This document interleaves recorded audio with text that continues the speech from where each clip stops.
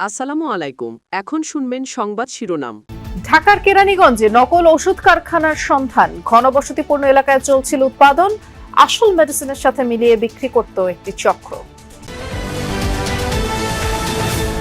তেলের জন্য পাম্পে অপেক্ষা আর মজুদ বিরোধী অভিযান অব্যাহত। বেশি দামে জ্বালানি কিনতে বাধ্য হচ্ছে সরকার। ত্রিমুখী চ্যালেঞ্জে অর্থনীতি।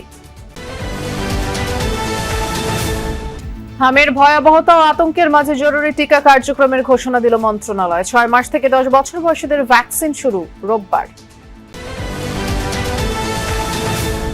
গত 11 বছরে দেশ থেকে পাচার হয়েছে $234 কোটি। সংসদে জানালেন প্রধানমন্ত্রী। সংবিধানে পরিবর্তন আনতে বিশেষ কমিটি গঠন ইস্যুতে বিরোধীদের ওয়াকআউট।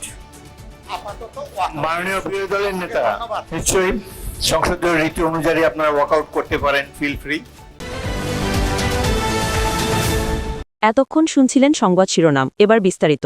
ঢাকার কেরানীগঞ্জের এক কারখানায় তৈরি হচ্ছে ভারতের 5টি কোম্পানির ওষুধ, কিন্তু সবই নকল। কোনোটি বন্ধ্যাত্ব চিকিৎসার, কোনোটি আবার শিশুদের জন্য। খোদ আমদানিকারক প্রতিষ্ঠানই আসল ওষুধের সাথে এসব নকল ওষুধ সরবরাহ করে আসছে রাজধানীর বিভিন্ন ফার্মেসিতে। বুধবার এই কারখানায় অভিযান চালিয়েছে র্যাব। কেরানীগঞ্জের একটি আবাসিক এলাকা, চারপাশে জনবসতি হলেও দুটি বাসায় আছে কারখানা। এই ওষুধের নাম পিসুটপ, বন্ধ্যাত্ব চিকিৎসায় ব্যবহার হয়। প্রতিটি ট্যাবলেটের বাজার মূল্য 77 টাকা। বড়কে লেখা ভারতীয় কোম্পানি ওরিয়ন লাইফ সায়েন্স বানিয়েছে এটি, অথচ তৈরি হচ্ছে ঢাকার কেরানীগঞ্জে। একই কোম্পানির আরও কয়েকটি ওষুধ বানানো হয় এখানেই। কোথা থেকে আনে, কিভাবে আনে, ওসব বিষয় আমরা জানি না। আমাদের এনে দেয়, আমরা কর্মচারী, বাস ক্রিম বানাইতাম, আমরা আইনা দিতাম, আমরা বানাই দিতাম খালি শুধু। আরেকটি কক্ষে বানানো হয় শিশুদের কয়েক ধরনের মাল্টিভিটামিন। এগুলোর প্রতিটি সিরাপের মূল্য 300 থেকে 500 টাকা।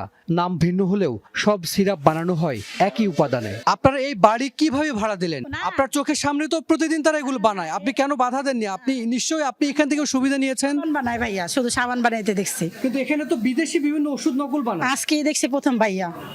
ওষুধ ছাড়াও এখানে তৈরি হয় যুক্তরাষ্ট্রের ট্রিলাস্টিন ক্রিম, যার প্রতিটির মূল্য 6000 টাকা। বাদ যায়নি ভারতীয় মেডিকেটেড শ্যাম্পুও। পাকিস্তান, থাইল্যান্ড ও মালয়েশিয়ার কসমেটিকও তৈরি হয় এখানে। কারখানার কর্মীরা জানিয়েছেন, আমদানিকারক প্রতিষ্ঠানের হয়ে তারা এসব ওষুধ ও কসমেটিক বানিয়ে আসছিলেন। আমরা বানাই না, উনি আপনার আমাদের ট্যাবলেটটা দিত। আর যে প্যাকেজিং যেটা ছিল, যেমন আপনার যে এটা যে প্যাকেজিংটা, এই প্রোডাক্টটা আমরা এখানে ঢুকে যে 4 কিলো আপনার প্রেস করে যেটা, এটা হ্যাঁ আমরা এইভাবে প্রেস করতাম। এগুলো বিক্রি আপনার বিভিন্ন ফার্মেসিতে। কি বলে বিক্রি হয়? এটা যে ওনারা বিক্রি করে ওনাদের প্রোডাক্ট যেগুলো। প্রশাসনের অভিযানে বুধবারও মিলেছে জ্বালানি তেলের অবৈধ মজুদের সন্ধান। দুপুরে চট্টগ্রামে ওয়াসা এলাকায় একটি পেট্রোল পাম্পে ঝটিকা অভিযান পরিচালনা করে জেলা প্রশাসন ও বিএসটিআই, এবং সেখানে প্রদর্শিত তালিকা অনুযায়ী পেট্রোল, অকটেন, ডিজেলের মজুদ, সরবরাহের পরিমাণ যাচাই করেন তারা। ফরিদপুরে একটি দোকানে অবৈধভাবে 245 লিটার পেট্রোল মজুত রাখা এবং অতিরিক্ত মূল্যে বিক্রির প্রমাণ পাওয়ায় দোকানিকে অর্থদণ্ড দেয় জেলা প্রশাসন। সিরাজগঞ্জে পৃথক দুটি অভিযানে অবৈধভাবে মজুতকৃত 2100 লিটার ডিজেল উদ্ধার করে জেলা পুলিশ। এছাড়া নাটোরে অবৈধভাবে পেট্রোল মজুদের দায়ে একজনকে জরিমানা করেছে ভ্রাম্যমাণ আদালত। মধ্যপ্রাচ্য যুদ্ধের কারণে বেশি দামে তেল কিনতে বাধ্য হচ্ছে সরকার, তবে বিকল্প বাজার থেকে জ্বালানি তেল সংগ্রহের চেষ্টা অব্যাহত আছে বলে জানিয়েছেন অর্থমন্ত্রী আমির খসরু মাহমুদ চৌধুরী। এর সাথে ভঙ্গুর অর্থনীতি ও জনগণের কাছে দেয়া ইশতেহার রক্ষার ত্রিমুখী চ্যালেঞ্জের মুখে দেশের অর্থনীতি, এমনটিও বলেন তিনি। সংকট মোকাবেলায় আগামীর বাজেট করা হবে বিনিয়োগ, ব্যবসা বান্ধব, তবে গুরুত্ব পাবে নারী, শিশু সহ প্রান্তিক মানুষদের স্বার্থ। জ্বালানি তেলের জন্য ফিলিং স্টেশনের সামনে দীর্ঘ সারি এখন পরিচিত দৃশ্য। একদিকে সরকারের পর্যাপ্ত মজুদের তথ্য, অন্যদিকে পেট্রোল, অকটেনের জন্য সার্বক্ষণিক হাহাকার। আসন্ন বাজেট সহ বাংলাদেশের অর্থনৈতিক পরিস্থিতি নিয়ে সকালে এনবিআর চেয়ারম্যান ও কর্মকর্তাদের সাথে বৈঠক করেন অর্থমন্ত্রী আমির খসরু মাহমুদ চৌধুরী। পরে জ্বালানি তেল নিয়ে কথা বলেন মন্ত্রী। জানান, বিকল্প বাজার থেকে তেল সংগ্রহের চেষ্টা চলছে। বিশ্ব পরিস্থিতির কারণে বেশি দামে তেল কিনতে বাধ্য হচ্ছে সরকারও। মধ্যপ্রাচ্যে যে যুদ্ধ হচ্ছে, এটাতে আরেকটা বড় সমস্যা। এখানে আমাদের বড় একটা অংশ এখানে আমাদেরকে খরচ করতে হচ্ছে, এক্সট্রা অতিরিক্ত দামে আমাদের জ্বালানি কিনতে হচ্ছে। আলাপ করেছি এতক্ষণ ধরে কিভাবে রিসোর্স মোবিলাইজেশনের মাধ্যমে এই চ্যালেঞ্জগুলো আমরা মোকাবেলা করতে পারি। অর্থমন্ত্রী আরও জানান, ইশতেহারে দেওয়া জনকল্যাণমূলক নানা প্রকল্পের চ্যালেঞ্জ মোকাবেলা করতে হচ্ছে। তবে এজন্য টাকা ছাপানো বা ঋণ নয়, বরং আগামীর বাজেট বিনিয়োগ ও ব্যবসা বান্ধব করতে চায় সরকার। ঋণ নির্ভর অর্থনীতির থেকে বিনিয়োগ নির্ভর অর্থনীতির কথা বলছি। আমরা টাকা ছাপাতে চাচ্ছি না। তো এটা করতে গেলে তো আমার বিনিয়োগের যাতে আকৃষ্ট হয়, বিনিয়োগ যাতে আকৃষ্ট হয়, দেশি বিদেশি। 5 এপ্রিল থেকে হামের জরুরি টিকাদান কর্মসূচি শুরু হচ্ছে। 6 মাস থেকে 10 বছর বয়সী শিশুরা এই টিকা পাবেন বলে জানিয়েছেন স্বাস্থ্যমন্ত্রী সরদার মোহাম্মদ সাখাওয়াত হোসেন।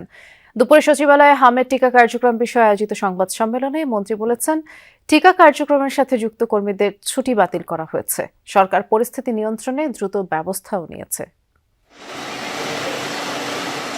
অন্তর্বর্তী সরকারের সময়ের কিছু সিদ্ধান্তে টিকা কেনায় সময়ক্ষেপণ হয়েছে। এতে টিকার মজুদ ফুরিয়েছে, যার প্রভাব পড়েছে হাম ছড়ানোর ক্ষেত্রে। এরই মধ্যে হামে 40 জনের মৃত্যু হয়েছে বলে জানিয়েছেন স্বাস্থ্যমন্ত্রী। সরকারি হিসেবে আক্রান্তের সংখ্যা 1000-এর কাছাকাছি। এ অবস্থায় হামের জরুরি টিকাদান কর্মসূচি শুরু হচ্ছে আগামী 5 এপ্রিল রবিবার থেকে। এর আগে সিরিঞ্জ ও ভ্যাকসিন পাঠানো হচ্ছে হাম আক্রান্ত এলাকাগুলোতে। এজন্য global alliance for vaccine and immunization Gavi থেকে ধার নেওয়া হচ্ছে 2,19,00,000 টিকা। ইমার্জেন্সি মানে ভ্যাকসিনেশন কাজ আমরা আগামী রবিবার থেকে শুরু করব এবং আমরা সমস্ত ছুটি ফিল্ড লেভেলের স্টাফদের আগামীকাল থেকে আমরা প্রত্যাহার করে নিলাম। যেই জায়গাগুলি আমাদের সবচেয়ে বেশি এফেক্টেড উপজেলা, UNICEF has got that list. ওই লিস্ট অনুযায়ী আমরা প্রত্যেকটা উপজেলায় আমরা ভ্যাকসিন পাঠিয়ে দেব। 6 মাস থেকে 10 বছর পর্যন্ত বেবিদের আমরা কভার করে নিব। একটা ডোজ করে আমরা দিয়ে যাব। স্বাস্থ্য খাতের নীতি নির্ধারকরা বলছেন, সরকার টিকা সংকট নিয়ে যাত্রা শুরু করলেও দ্রুত সিদ্ধান্তের মাধ্যমে শুরু করেছে হামের ক্যাম্পেইন। হাম ছড়ানোর সাথে সাথে নিয়েছে পদক্ষেপ। এক্ষেত্রে আতঙ্ক না ছড়ানোর আহ্বান তাদের। যত ভয়াবহভাবে মিজেলস আমাদেরকে আক্রমণ করেছে, আমরা তার চেয়ে দ্রুত গতিতে 2009 থেকে 2023 সালের মধ্যে 234 বিলিয়ন মার্কিন ডলার অর্থ পাচার হয়েছে বলে জানিয়েছেন প্রধানমন্ত্রী তারেক রহমান। পাচারকৃত অর্থ ফেরত আনতে আইনি প্রক্রিয়া চলমান। প্রধানমন্ত্রী জানান, সেসব অর্থ দেশের জন্য ব্যয় করা বর্তমান সরকারের অন্যতম প্রধান দায়িত্ব। এছাড়া ফ্যামিলি কার্ড বা কৃষক কার্ডের মতো নির্বাচনী প্রতিশ্রুতি বাস্তবায়নের ফলে মূল্যস্ফীতির সংখ্যা নেই বলেও সংসদকে জানান সরকার প্রধান। প্রশ্নোত্তর পর্বে তিনি বলেছেন, দুর্নীতির টুঁটি চেপে ধরে দেশের অর্থ কিভাবে জনস্বার্থে ব্যবহার করা যায় সে লক্ষ্যেই কাজ করছে সরকার। প্রশ্ন এবং উত্তর। সরকার প্রধান হয়ে প্রথমবারের মতো সংসদের প্রশ্নোত্তর পর্বে প্রধানমন্ত্রী তারেক রহমান। ত্রয়োদশ সংসদের প্রথম অধিবেশনের 6ষ্ঠ দিনে এই পর্বে প্রথম প্রশ্নটি গুমের শিকার বিএনপি নেতা ইলিয়াস আলীর স্ত্রী ও সিলেট 2 থেকে নির্বাচিত সংসদ সদস্য তাহসিনা রুশদীর লুনার। সরকারের নির্বাচনী ইশতেহারে ঘোষিত কার্যক্রমে অগ্রগতি নিয়ে করা প্রশ্নের জবাবে তারেক রহমান বলেন, যারা ভোট দিয়েছেন এবং যারা দেননি তাদের প্রতিনিধিত্ব করাও প্রধানমন্ত্রীর দায়িত্ব। জানান, পয়লা বৈশাখের দিন 10 জেলায় প্রায় 22,000 কৃষকের হাতে পাইলট প্রজেক্ট